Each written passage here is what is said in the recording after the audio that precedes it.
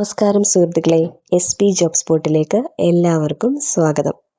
Kerala PSC വഴി സർക്കാർ ജോലി സ്വപ്നം കാണുന്ന ഉദ്യോഗാർത്ഥികൾക്ക് സന്തോഷ വാർത്ത. കമ്പ്യൂട്ടർ അസിസ്റ്റന്റ് ഗ്രേഡ് 2 തസ്തികയിലേക്ക് പുതിയ വിജ്ഞാപനം പ്രസിദ്ധീകരിച്ചിരിക്കുകയാണ്. ഡിഗ്രിയും ആവശ്യമായ കമ്പ്യൂട്ടർ യോഗ്യതയും ഉള്ളവർക്ക് അപേക്ഷിക്കാവുന്ന മികച്ച അവസരമാണിത്. ഈ വീഡിയോയിൽ ആർക്കൊക്കെ അപേക്ഷിക്കാം, പ്രായപരിധി, ശമ്പളം, വിദ്യാഭ്യാസ യോഗ്യത, അപേക്ഷിക്കേണ്ട രീതി, അവസാന തീയതി എന്നിവ ഉൾപ്പെടെ നോട്ടിഫിക്കേഷനിലെ എല്ലാ പ്രധാന വിവരങ്ങളും വളരെ വ്യക്തമായി വിശദീകരിക്കുന്നതാണ്. ഇത്തരത്തിലുള്ള ഏറ്റവും പുതിയ സർക്കാർ ജോലി വാർത്തകൾ ദിവസവും ലഭിക്കാൻ ഈ ചാനൽ സബ്സ്ക്രൈബ് ചെയ്യുക. ഡീറ്റെയിൽസ് നോക്കാം. Category number 50/2026 computer assistant grade 2. കേരളത്തിലെ യൂണിവേഴ്സിറ്റീസിലേക്കുള്ള കമ്പ്യൂട്ടർ അസിസ്റ്റന്റ് വേക്കൻസീസ് ആണ് വിളിച്ചിട്ടുള്ളത്. സാലറി പറയുന്നത് 27,900 മുതൽ 63,700 രൂപ വരെയാണ്. ഒഴിവുകളുടെ എണ്ണം പ്രതീക്ഷിത ഒഴിവുകളാണ്. കഴിഞ്ഞ തവണ തന്നെ ഏകദേശം 100-ൽ കൂടുതൽ അഡ്വൈസുകളാണ് പോയിട്ടുള്ളത്. അപ്പോൾ അത്യാവശ്യം നല്ല ഒഴിവുകൾ ഈ തവണയും നമുക്ക് പ്രതീക്ഷിക്കാവുന്നതാണ്. ഡയറക്റ്റ് റിക്രൂട്ട്മെൻ്റ് ആണ് വരുന്നത്. ഏജ് ലിമിറ്റ് 18 മുതൽ 40 വയസ്സ് വരെയാണ്. അതായത് 2/1/1990-നും 1/1/2008-നും ഇടയിൽ ജനിച്ചിട്ടുള്ള ഉദ്യോഗാർത്ഥികൾക്കാണ് അപേക്ഷ സമർപ്പിക്കാൻ സാധിക്കുന്നത്. SC, ST, OBC കാറ്റഗറിക്ക് നിയമാനുസൃതമായിട്ടുള്ള ഏജ് റിലാക്സേഷൻ ലഭിക്കുന്നതാണ്.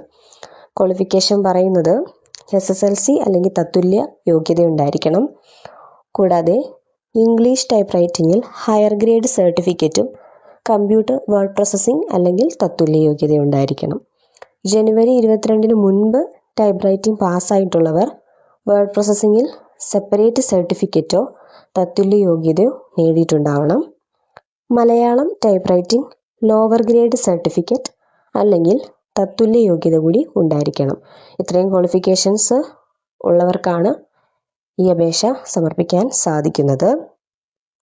അപേക്ഷകൾ സമർപ്പിക്കേണ്ട അവസാന തീയതി 2026 ആഗസ്റ്റ് 5 ലാസ്റ്റ് ഡേറ്റ് ആകുമ്പോൾ PSC സൈറ്റ് ബിസി ആകാറുണ്ട്.